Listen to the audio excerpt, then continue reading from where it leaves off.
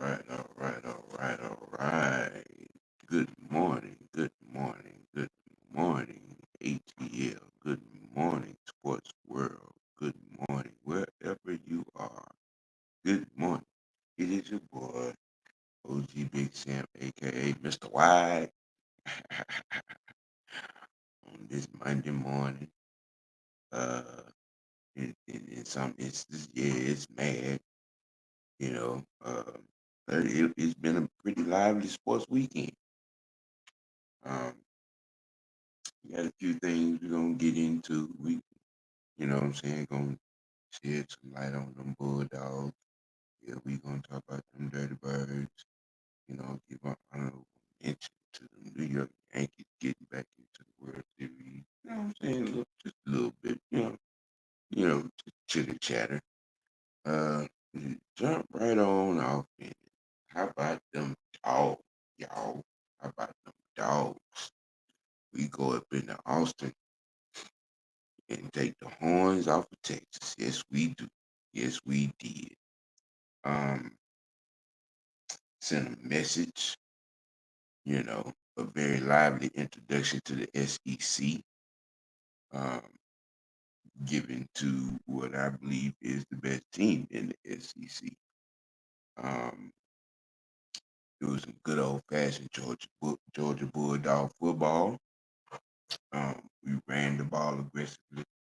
Um, you know, uh, was aggressive on defense. Made them both teams, you know what I'm saying, made mistakes. Both teams were playing aggressive, but um, on that big stage with that big weight as the number one team, and you got the Georgia Bulldogs in your house, and you get dehorned. You know what I'm saying, like that. Like, look, I got a feeling I know what these voters gonna do, but these Bulldogs deserve to be back at the number one spot. That's just my thought on it. That's just my feel on it. And that's not even, you know what I'm saying, just talking from, me being a Georgia native, you know. Um, Looking at what Oregon has done and who they've done it to, um, and going by how they've been going by things this year, strength of schedule and all of that. Yeah, Georgia needs to be back in the number one spot. After that thrashing and dismantling of the Texas Longhorns in their house. Now you can't make me feel any different. This was one of the better, you know, um, early season, heavyweight matchups, and Georgia showed up and showed they bite. Georgia showed up and showed they bite. Okay, you know what I'm saying, and by double digit fashion at that as well. So I think it's a no brainer.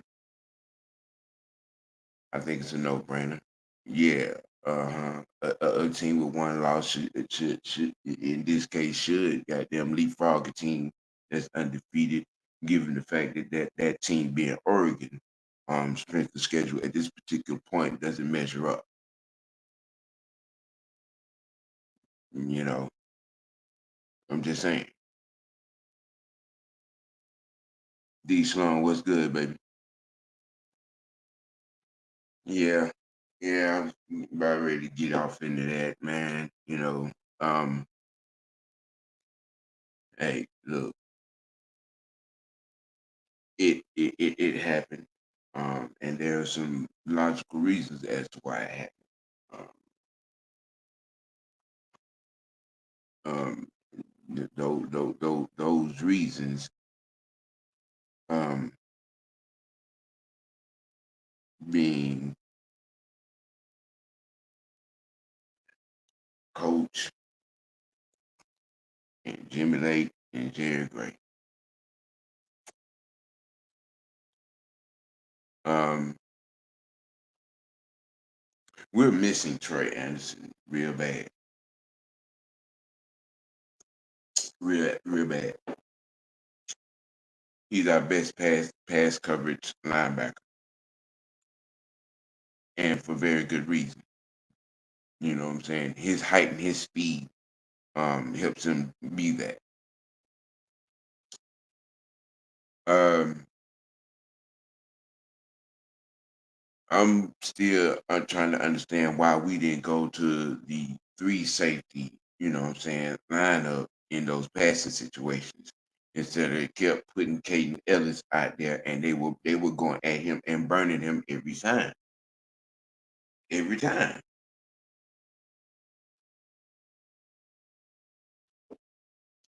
That Kenny Walker catch,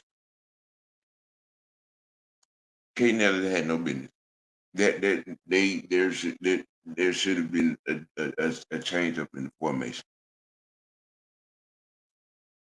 Um, you know what I'm saying? They got him 4 times in that game. You know what I'm saying? And it's just, you know, I understand believing in your guy and whatnot, but at the same time, you know, when you're seeing what you're seeing right, make the change. You know, make the adjustment, man. You know what I'm saying? Um, when we, you know, take that chance, bro. I mean, but to keep putting Caden Ellis in those passing situations against the running backs, and it was not working to the tune of 10 points.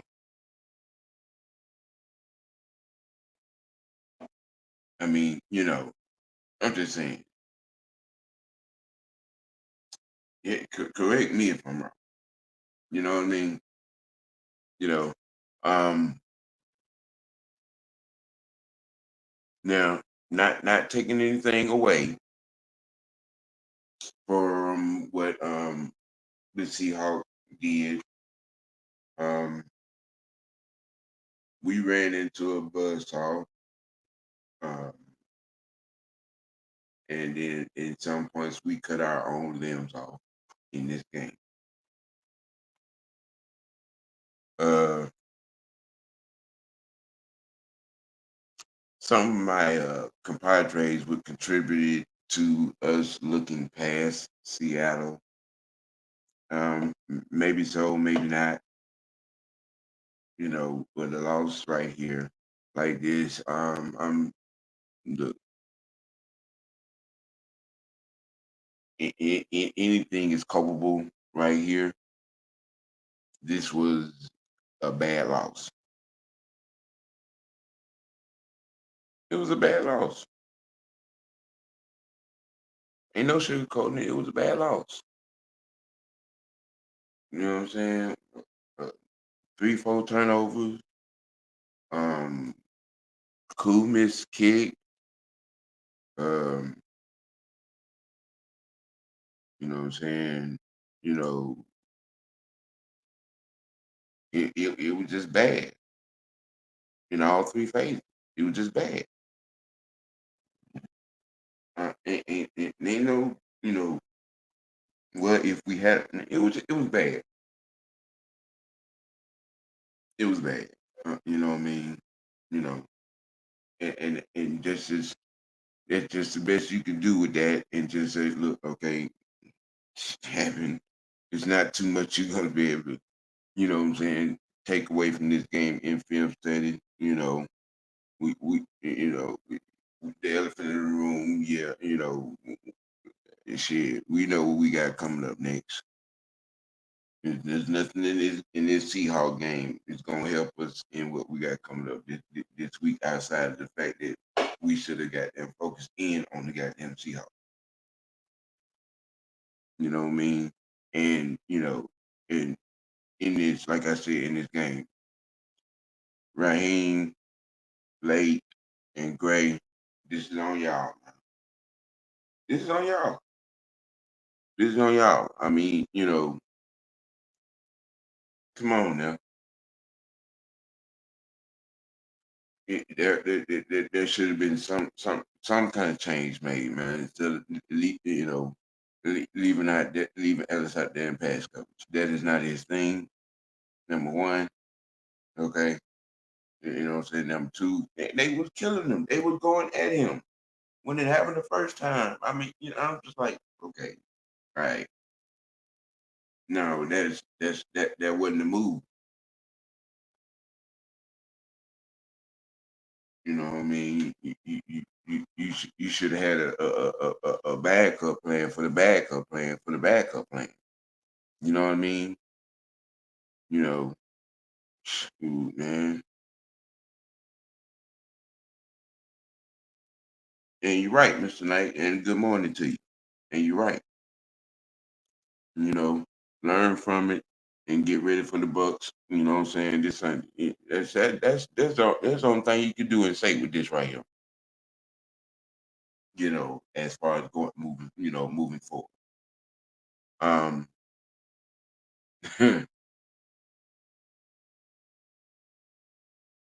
from an overall team perspective, this was just a total clusterfuck. It was bad. It was bad. I mean, honestly, looking at it from big picture wise, I'm glad it happened now. Instead of, what I'm saying, down the road in a playoff situation. Now, here's the thing about the situation. Um, just looking at it, this is our first NFC loss. It's our first NFC loss. We're 4-1 in the NFC, right?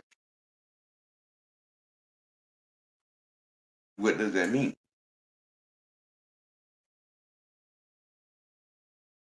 Um, being 4-1. Um, you know, outside of this being a bad loss, what does our first NFC loss mean? All right. Do we fall down to the 6th seed? No, no. Um, I mean, maybe one, maybe just one, or do we even fall at all?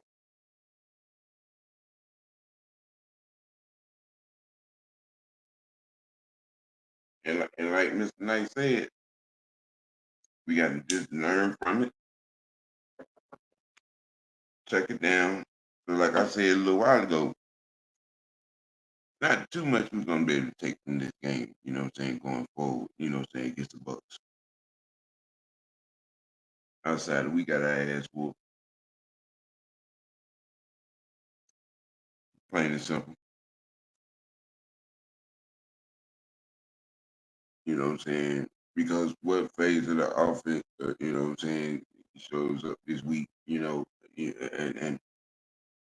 we had there was that, don't get me wrong, there were some good things that because I saw some things from Bijan and and,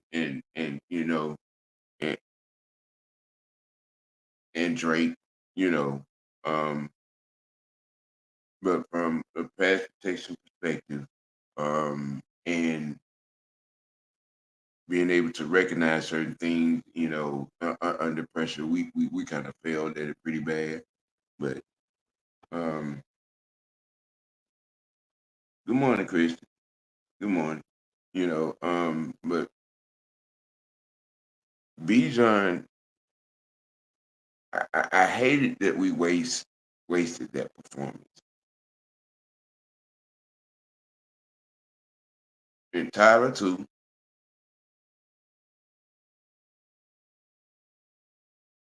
I mean, Um,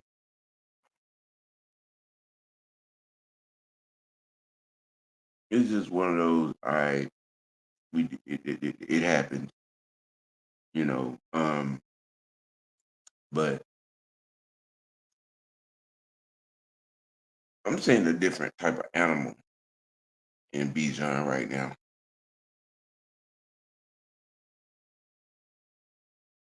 You know, um, and it's gonna be interesting going forward. You know, and to answer that, the run game it did. But you, most times out of 10, when you turn the ball over 4 times in a game, um, you're not gonna win that game. You know, um, and you heard our quarterback. You know, and I said that, Mr. Knight. I said that. Yeah, a game like this, and yeah, it happens now, and we get it out of our system, and what I'm saying, and handle it and move on, because that's the thing. As a team, how do you respond to a loss like this? You put it in practice, and you put it into the Bucks next week.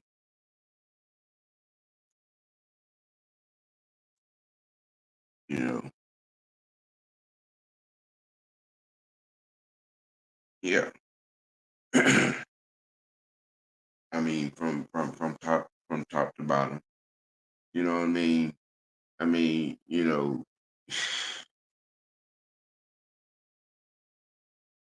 yeah, turnovers by the offense, the lack of adjusting, what I'm saying, by the defense. You had missed field goals in special teams, poor punt coverage. Uh, it, it was bad across the board. You know what I mean? That just that what came off the screen. And, you sitting at home watching it, or if you was in the dome. You know what I mean? And that's what they're gonna see in film session. It was just bad. It was bad.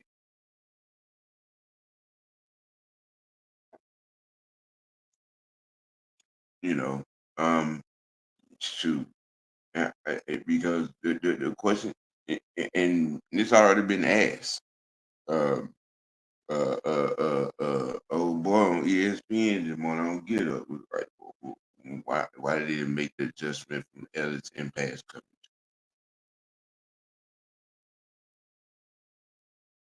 Bam, right out there in plain sight.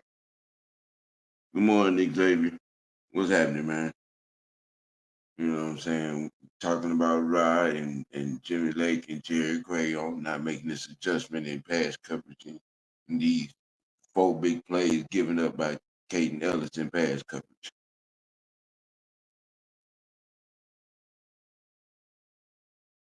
You know, it was really egotistically stubbornness. You know what I'm saying? I just don't get it. You know what I mean? We without, what I'm saying, Troy, who's our best pass coverage linebacker. Um, Caden Ellis is a pass rusher, not a, what I'm saying, not a pass defender. He don't cover well at all. At all. He don't cover well. You know what I'm saying? It's Lord have mercy. Mm, mm, mm, mm, mm, mm. That was a rough one. You know, um, we the good, the bad, and the Falcons. The good, like I said, the run game. Bijan and Tyler, they had a pretty good. They had a pretty good day. They had a pretty good day. That's good. That was a good. Um, the bad, you know what I'm saying, the turnovers,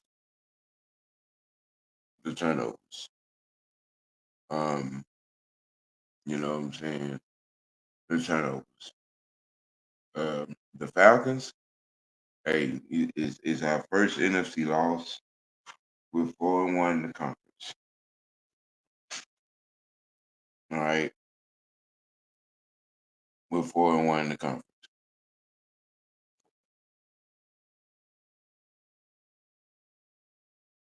And how do we respond? You know,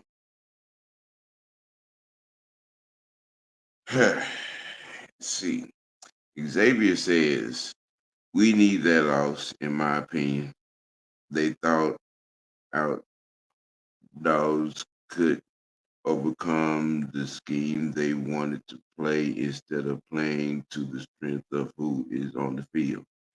They put a lot of people out of position. All right, all right, all right. Continuing running out of position. Running game was good, but we didn't stick to it. We lost two linemen and decided to start throwing more. And you're right. You're exactly right, Mr. Xavier. You're exactly right. Um, Good morning, Corey. Yeah. Why is Lorenzo Carter starting? He did not start in this game, sir. He is on IR with the concussion. Um, but and with that particular movement itself raised some eyebrows. So I'm like, all right, you know, normally with the concussion you put the person in the protocol, and, you know what I'm saying, and go through, you know what I'm saying, the steps. They put him on IR, which is odd and interesting in itself. So I don't know, something's going on there. Not too sure what, and what's going to transpire. It's going to be an interesting 48 hours, because trade deadline is Wednesday at 4 o'clock, and you know that we may be a little active. We just may be a little active. You know what I'm saying? Um, and to the eyes that are watching, hit that like button for me, please, if you will. And take a look at it. Take a look at the channel. And you like the content, subscribe to the channel. Subscribe to you, bud. You know, I'm at y'all 3 days a week, man. You know what I'm saying? This morning, uh, I moved the Wicked Witch Sports Tea to 10:30 on Wednesday night. You know what I'm saying? Behind the heavy hitters. Um, it was a work thing. You know what I'm saying? That got the life was life, and back Friday High Noon Madness on Friday. Hey, you know what I'm saying? Check me out. You know what I'm saying? Like, share, subscribe, tune in. You know, um, I'm back in this particular time spot. You know what I'm saying? Monday morning. You, you get tired of the status quo, so you try to give you an interesting, what I'm saying, different thing, what I'm saying, to tune in to. So I'm here, y'all, at 9:30 a.m. on Monday mornings from here on out. Um, and, to talk to you, to share my thoughts, to break down, what I'm saying, what's going on in the world, just to flip back and flashback, what I'm saying, to our Georgia Bulldogs, man. Shout out to our Bulldogs going up in there, what I'm saying, in the Austin and dehorning what I'm saying, them Texas boys. You know what I'm saying? You know, shout out to our Georgia Bulldogs. We did our thing. Um, reiterating my point, I truly believe we should be back at number one slot in the country. We are the best team in the country. Um, yes, Oregon is undefeated, but its strength of schedule and what we have done and who we have played and all, I think matters. Um, yeah, yeah, yeah. I think I think the Bulldogs should be back in number one. Even though we all probably know that they're going to be, they're probably stick us at number two, especially after what Kirby said in the post game press conference. Um, yeah, they're probably going to try to hold us for the rest of the season. It's going to be, what I'm saying, interesting to watch. You know, how that goes down. You know, um, you see, Corey said the college football playoffs going to be crazy this year. Yep, yep, yep. Mr. Knight says salute to them. I go, yes, sir. Yeah. Um, yeah, and we got some. We still got a couple of good, what I'm saying, good um games left on the schedule. Um, I'm hoping that Georgia Tech it will be able to weather the storm and be in there and it adds to the good old fashioned hate. You know what I'm saying, at the end of the season with that game. Um, you know, Southside, what's happening, man? Yeah. OG, yeah, respect to Oregon.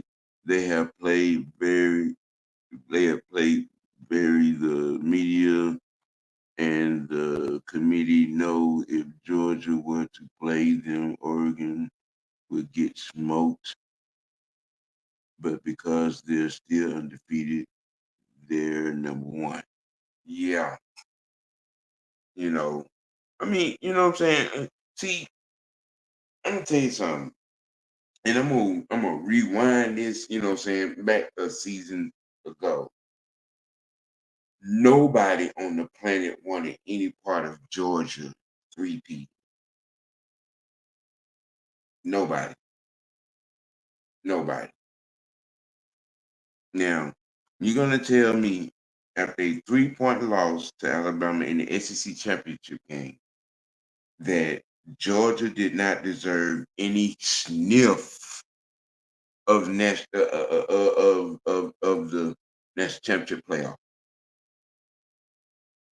After we watched in recent history now, we saw Alabama make the fucking playoffs without winning the SEC.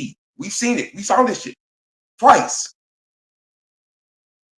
But you're gonna tell me that a team that won 29 straight games in a 3-point loss in the SEC championship game, who we all know the conference championship game is the championship game outside of the national championship.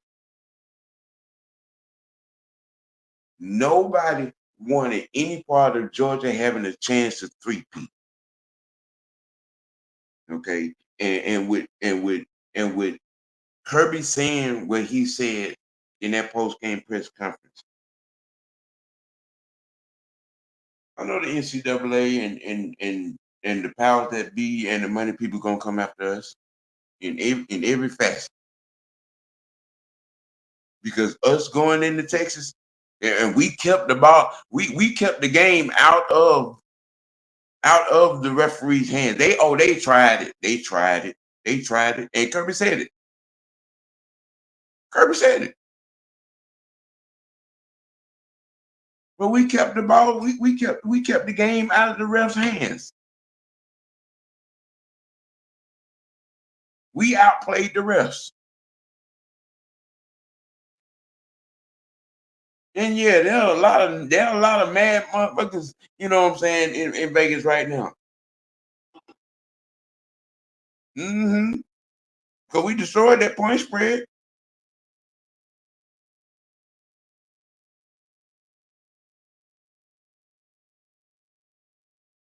Yeah. Yeah. Yeah. You know what I'm saying? That situation on last season with us being snubbed for the playoffs, blatantly, blatantly being snubbed for the playoffs. You can't tell. How is it that Alabama is able to make it into college football playoff twice without winning the SEC? Okay,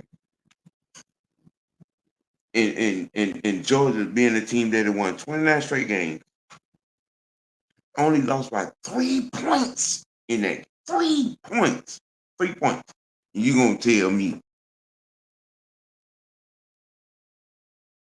that there's by no way, no reason how we should have been in that playoff scenario?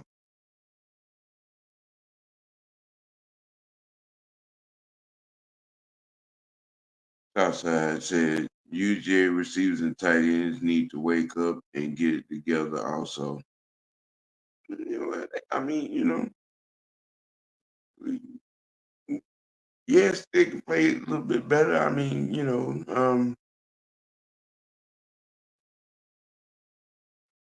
I like the way we did it. Oh, good old fashioned Georgia football. Shit.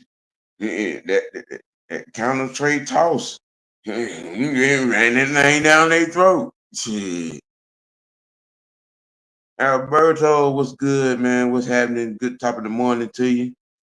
Can you answer me how a veteran coach can get beaten by a rookie head coach? You would think experience matters.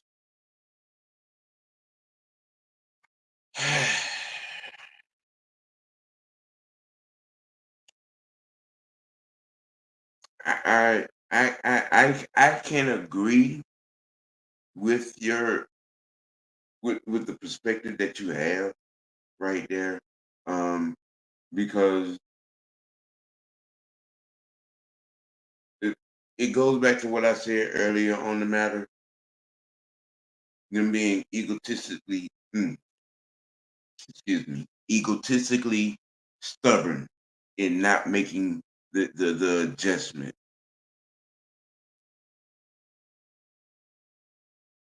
I think if they make that adjustment in going to a three safety set in some of these past situations, after they burnt Ellis the first time, but they chose not to make a move. They didn't. They made no adjustment. You know, um, look, man. Any given Sunday, should we have won? Yeah. Did we win? No. Um, I mean, even if you raise the question, did Seattle win that game or did we lose it?